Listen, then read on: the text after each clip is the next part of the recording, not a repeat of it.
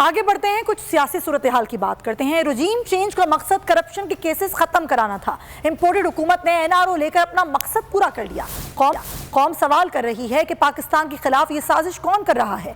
Tweet में chairman Tehreek Insaf Imran Khan ने मौजूदा हुकूमत की कारकर्दगी की शक्ल दिखा दी।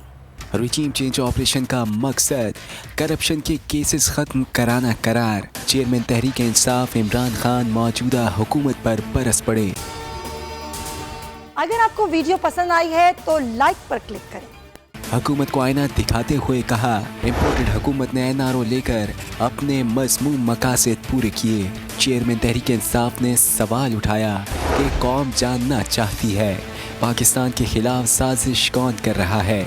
इमरान खान का ट्वीट में मजीद कहना था, इस इम्पोर्टेड हुकूमत की कोई सिमत नहीं। आज पाकिस्तान को गैर मामूली अफराते ज़र का सामना है। इमरान खान ने कहा कि पाकिस्तान में बदतरीन महंगाई से आज हर शख्स मुतासिर हो रहा है। मुल्क पे रुपए की कदर मुस्तकिल गिर रही है। इमरान खान ने कहा कि हमारे दौर में मुआशी तरक्की की शरह 6% थी। ज़राअत, तालीम और मईशत की तरक्की हो रही थी। रोजगार के मौके बढ़ रहे थे।